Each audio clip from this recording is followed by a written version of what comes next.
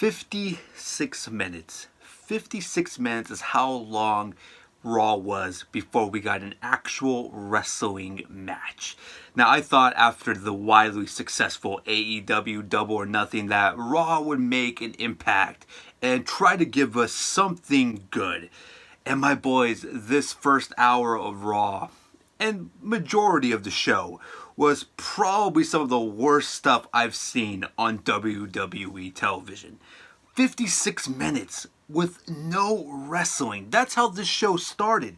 Now, don't get me wrong, I'm going to tell you right now, I actually enjoyed Brock Lesnar jumping around and being hip-hop Brock. It seems like a lot of people forgot that Brock used to be fun and charismatic during the Ruthless Aggression era. When he was with Kurt Angle and Big Show and Eddie, he used to be a funny dude. And I think people forget that, and we haven't seen that in such a long time. Seeing that side of Brock Lesnar is absolutely, new for some people. But when I was growing up watching Brock during the Ruthless Aggression era, he showed that side of himself a lot of the times. But you cannot go 56 minutes without any wrestling.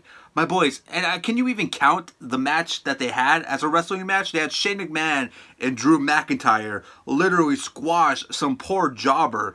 So technically, we had to wait at least 68 minutes to get to Ricochet versus Cesaro.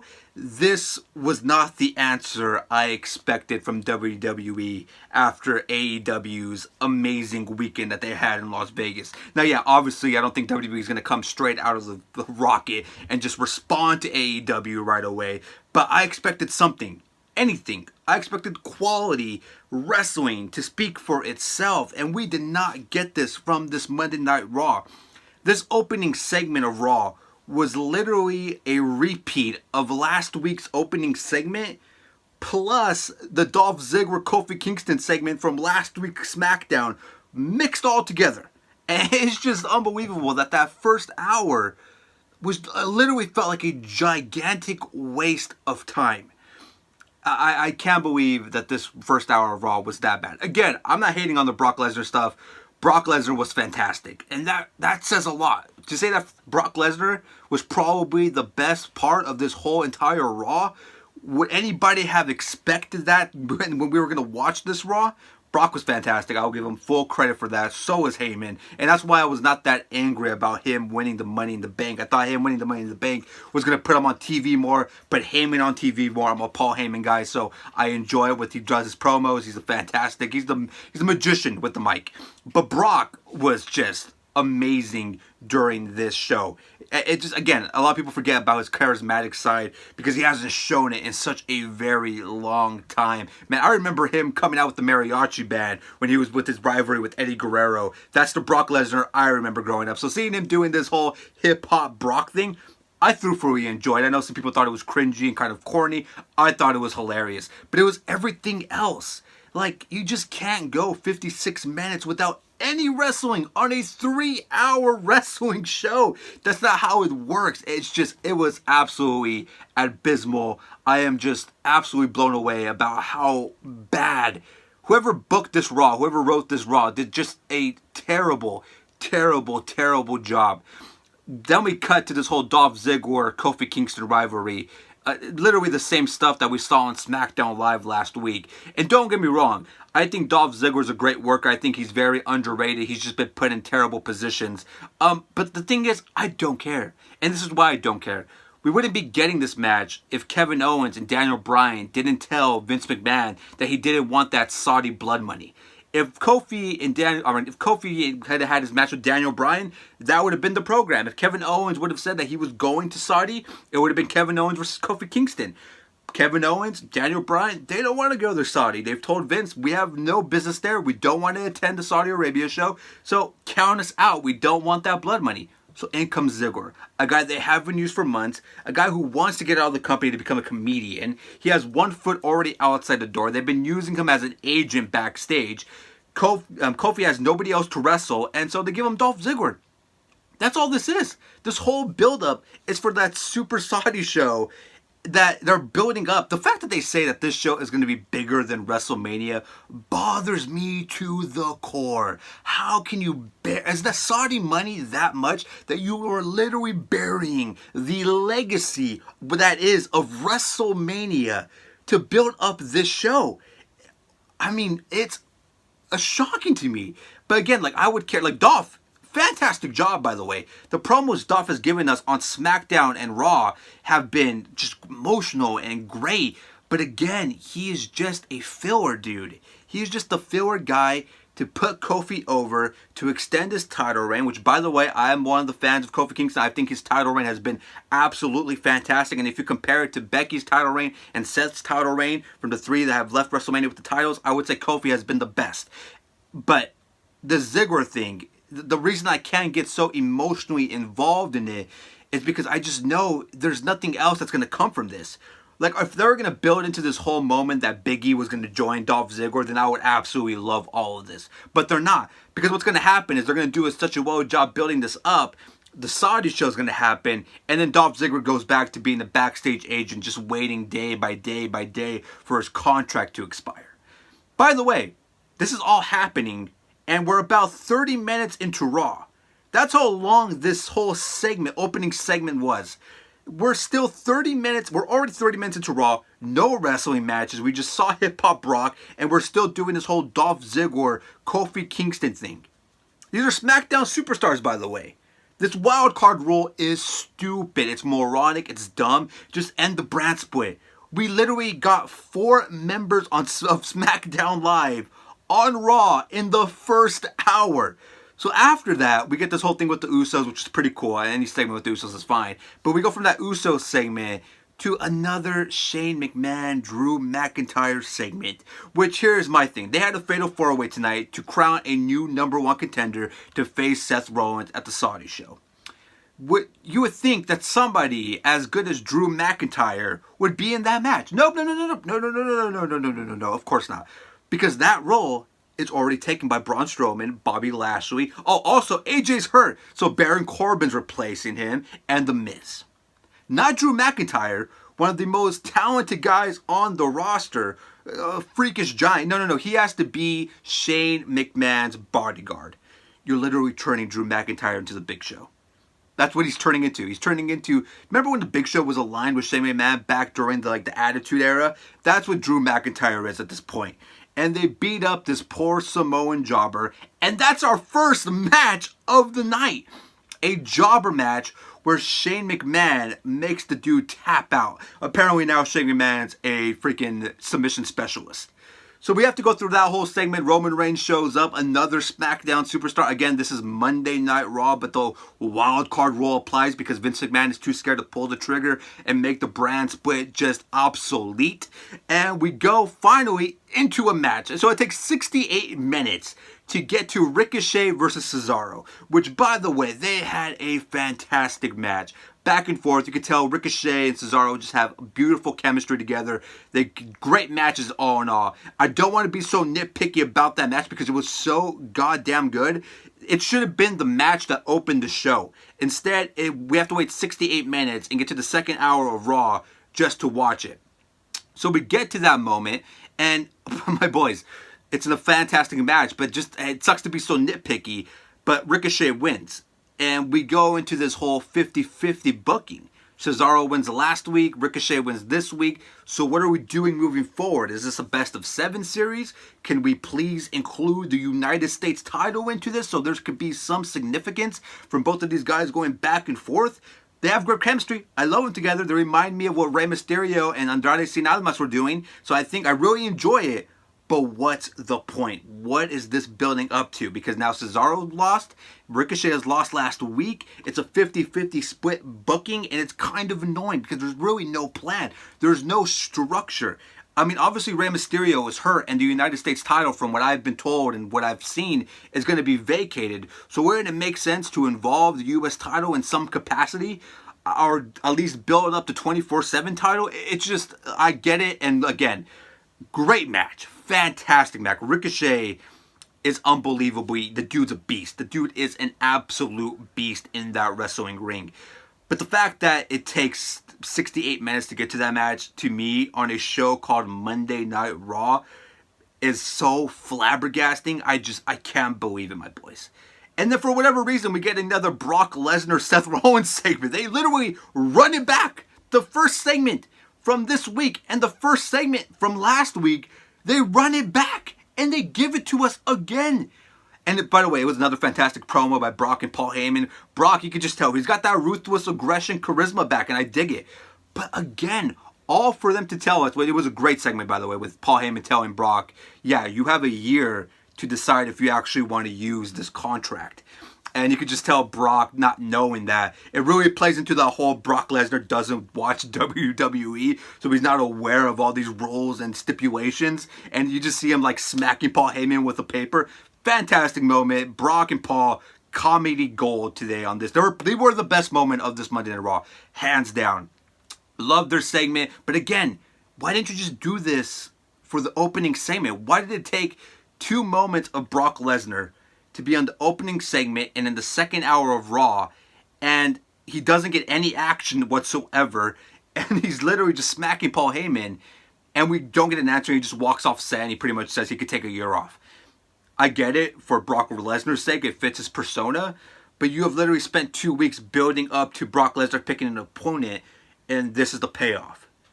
I don't think WWE understands how payoffs work in the year 2019, because they've been doing just an absolute awful job at it. Comedy gold from Paul and Brock, but just it's amazing that they literally ran that segment back because it made no sense. That should have just been the opening segment. You should have just let that be. I don't know why they had to run that back in the second hour. It made no sense. And this Raw completely made no sense. So we're 2 hours into the show. We've had legitimately one jobber match. We had a great Ricochet and freaking Cesaro match. And then we go into the Iconics versus Becky and Nikki Cross. Because the WWE, another thing they've done awful, they've done a fantastic job in 3 months burying the women's tag team division. Those tag team titles, as beautiful as they are, in 3 months, they have become absolutely irrelevant. They mean nothing. They have no prestige. They have nothing going for them. The Iconics are absolutely always jobbing. They lose again to Becky and Nikki Cross, which I'm trying to figure out. Look, I love Nikki Cross, so whenever she's on TV, it makes me happy. I mean, they didn't use her for like the last 5 months, and they called her up like 5 months ago when the WWE made us. Remember, they made the WWE Universe the general managers, that we were in charge, that we were the God, what's the saying? That we were the oh my God, we were the authority. That the WWE Universe was the authority. So they were gonna do what we wanted, and they were gonna bring up EC3 and Nikki Cross, and then they were never on TV for like 5 months. Now Nikki Cross is back, and I enjoy that. But I'm trying to figure out what's the end game here. Is she gonna eventually wrestle Becky, which I'm all for. I'm all down for a Nikki Cross Becky Lynch rivalry. I think that would be fantastic for the women's division on Raw. But the Iconics are the tag team champions, and they lose again. By the way, they get no entrance. They just are there. And they've been tag team champions since April, and they have been booked terribly. They continue to lose matches. They continue to have no significance whatsoever. Those tag belts just don't matter anymore. Are you going to give them to Becky and Nikki, or are you just going to continue to have Peyton and just have them bounce around? Is this because Peyton's husband is now working with All Elite Wrestling? Is this a punishment thing going on because now he's working independently and he was on Double or Nothing? Honestly, I could see Vince being as petty as that. Those tag titles, what significance do they have? They have none whatsoever at any capacity. These women keep going out there and losing, and they're the tag team champions. They don't even get an entrance. They're treating them like they treated the Revival during their tag team championship run. Absolutely wild. I don't understand it. It is absolutely crazy for me. And about this time, I started tuning out on Raw completely. I was really looking forward to the another Bray Wyatt episode, and I did end up watching that, and it was absolutely fantastic. Then we get that fatal 4-way, and it was god-awful. It really was. I'm sorry. Bobby Lashley, Braun Strowman. I love The Miz. I love Lamar Zahil, and Baron Corbin dressed like he's a server at Chili's. And they talk about these rules, how about there's elimination. And Baron Corbin wins, and there was no elimination for 2 other participants. And Baron Corbin is the new #1 contender because that's what everybody has been asking for. My boy, who is dressed like he's about to serve you some nice baby back ribs at Chili's, is now the #1 contender for Seth Rollins' Universal title at the Saudi show. Because we all needed more reasons not to watch that Saudi show. Yeah. That's the plan. Baron Corbin wins that match, and it's just it's a cluster. It's a cluster. It's a total mess of a match, and Baron wins it, and it's just hilarious that we're getting Baron Corbin versus Seth Rollins. He's been on a roll. I just wish like he wasn't dressed like he was about to serve me a drink at Chili's. If he wasn't, I would take him more seriously. Him wearing that GM gimmick, it just doesn't work for me.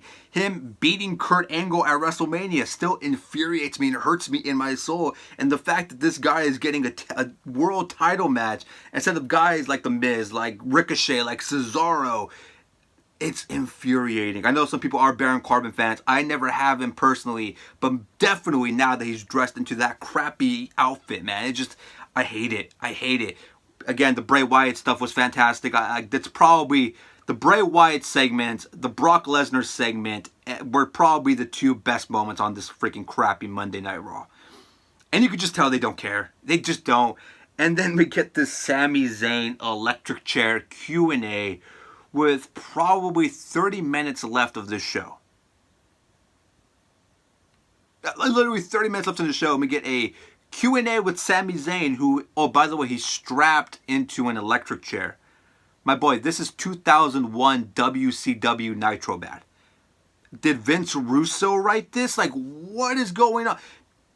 It's insane. But there was a glowing moment during this segment, which was fantastically done by WWE. A lot of people are saying that Sami dropped a pipe bomb and this wasn't planned. I tend to not believe that. I think this was planned from the get-go. He drops AEW's name, saying pretty much, you could have asked me anything. You could have even asked me about AEW. And people are like, oh man, is that a pipe bomb? Well, did he do that just because he wanted to? Is Sami going to get fired? Is he going to get punished? Look, here's my thing. You would have to assume that WWE didn't take into consideration that the possibility of one of these fans asking a question about All Elite Wrestling.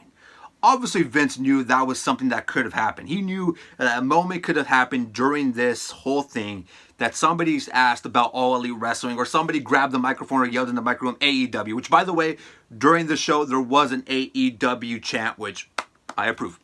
But you had to have known that WWE Creative is not stupid. I mean, they are from some points. But they should have known, especially after how successful Double or Nothing was this last Saturday, that the possibility was very high that somebody was going to bring up something about AEW if you do a live Q&A with Sami Zayn. So I don't think Sami Zayn dropped a pipe bomb and just mentioned AEW just to mention AEW. Why would you give him free publicity is beyond me. Maybe he did. If he did, then goddamn, does he want to get out of his contract? But I have a hard time believing that that wasn't in the script. I have a hard time believing that Vince wasn't aware that that was a possibility and he didn't give Sami the green light to, pretty much give a name drop to AEW. The fact that they're being mentioned on Monday Night Raw, even though some people are taking this like Sami Zayn's going to leave and become Generico again and go to All Elite Wrestling. Would I love to see El Generico on All Elite Wrestling? Yeah, absolutely. Take my money every single time. But I don't think that's the case. I think this is the beginning. Well, obviously the beginning of the war was Double or Nothing when Cody dropped the hammer on the throne. But I think this is the beginning of WWE pretty much kind of doing like a little tiny little shove, a little nudge to be like, yeah, we're aware of you guys.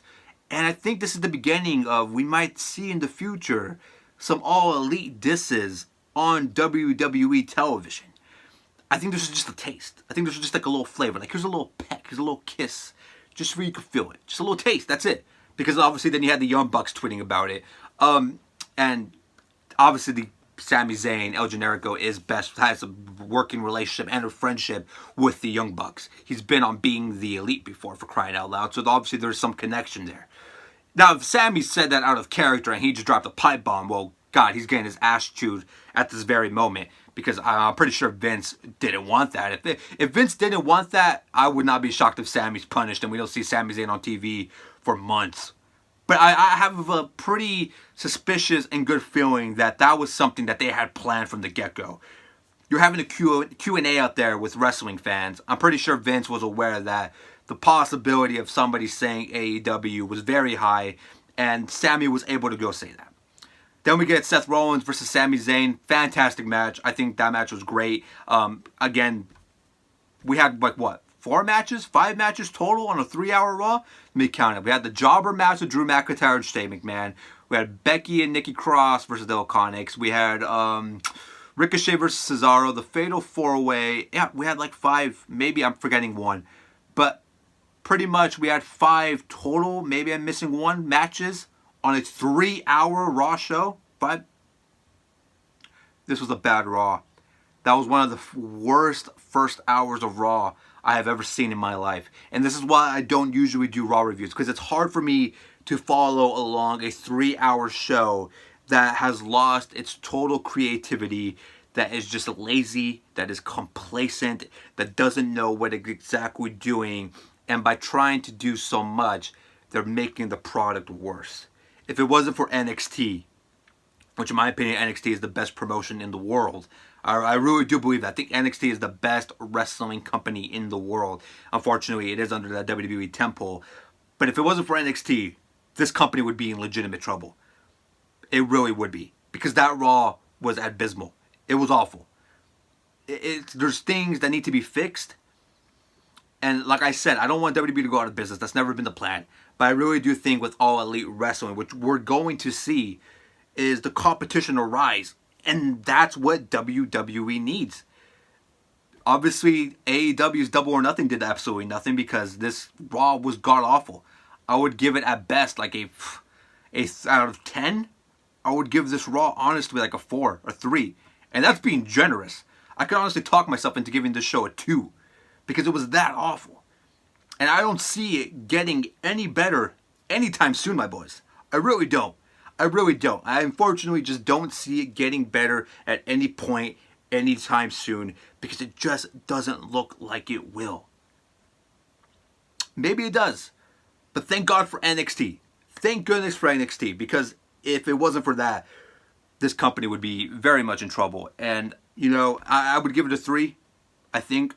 Honestly, a 3. Just because, you know, there were some good matches. Ricochet and Cesaro were fantastic. Rollins and Sami Zayn, another great match. Again, I didn't hate the Brock Lesnar stuff. I think, again, it's fun to see a charismatic Brock Lesnar. Haven't seen it since he was on SmackDown in the early 2000s, so it's fun to see that character again. I just feel like this Raw, it felt, honestly, like a rerun of last week. It really did feel like I just watched a total rerun of last week's Monday Night Raw. And I think a lot of us expected more because we thought, well, Double or Nothing was freaking pretty much perfect. It was really good. It was really, really good. So maybe WWE will step their game up. And I think it's going to take a little bit more than just one AEW show. I think we're going to have to wait till October, because it is confirmed that AEW is debuting in October with 2-hour episodes every single week. And I think when that happens, and I think it's going to be on Tuesdays, I would assume, that's not confirmed, but the 2 hours every week is confirmed in October, debuting in October. I think when that starts, I do think you will see a huge shift in WWE creative plans. Again, I don't think the Sami Zayn thing was a pipe bomb. I think that was scripted. I think Vince knew about it. I think that was planned. So I don't think we'll see Vince. Obviously, if Sami goes MIA again, then yeah, obviously he's in trouble and he's probably going to have to wait till his contract expires. Like very much like Luke Harper. But I'm interested to see how this goes progressing forward. As of right now, is this show even watchable? No, it's not. It's really not. For 3 hours and a whole 56 minutes without a wrestling match on a 3-hour show? You're asking for too much. You're asking for too much from me. I can't sit there and watch segment after segment after segment after talking after talking. If that's the point, I'll go watch Being the Elite on YouTube. It was a terrible Raw. I like how I only do Raw reviews when the Raws are terrible. I wish I could do one when the Raw was really good, but I'm telling you guys, I want to do more Raw reviews, SmackDown reviews. You guys seem to love my wrestling videos, so I do want to give you more wrestling videos. And before this video stops, I want to tell you guys about this upcoming Saturday in Southern California. Injustice for All, presented by GCF Wrestling. Tickets are still on sale. The link is down below. If you haven't seen the GCF video that I posted on this channel, make sure you go check that out. Go support indie wrestling. You can still, look, like I said, you don't have to pick a side at the end of the day. So many people on Twitter are like arguing WWE, AEW. Why does it matter? Just watch wrestling. It's wrestling. You can have an opinion about all of them. AEW, you can have an opinion, you can love all of them. It's more wrestling. We are in the golden age of professional wrestling. Just accept it. Link is down below. Go check out GCF. Follow the Fed. Their show is this upcoming Saturday. Your boy will be there. So it's going to be a fun night of indie wrestling. I can't wait to see that. If you've never seen Danny Limelight, one of the most talented independent wrestlers in the business, you're not going to want to miss this show because this dude is uber talented. And the whole entire GCF roster is amazing. It's a family-friendly show. I can't say that because Rossi's a loose cannon. Last time Rossi argued with a mom, kind of got ugly. It was a crazy show. If you want to experience that, come on down. It's in SoCal. Tickets are on sale. Dirt cheap. Dirt cheap. Come on down. Hang out with your boy. I'm going to be chilling there covering the event, so you're not going to miss it. You'll obviously, if you're there, you'll make it onto the video. If you know my channel, just say, hey, Hollywood Hogan. I will put you on the channel. I'll put you in the video of that show. And my boys, if you like this video, slap that thumb, subscribe, and join the Hollywood Quick Video uploads Monday through Sunday, 7 days a week. Links are down below in the description. Comment down below. What is your Monday Night Raw review? I would love to know your guys' review in the comment section down below. I will see you guys later on. Slap that thumb, subscribe. I'll see you all tomorrow morning. Too sweet.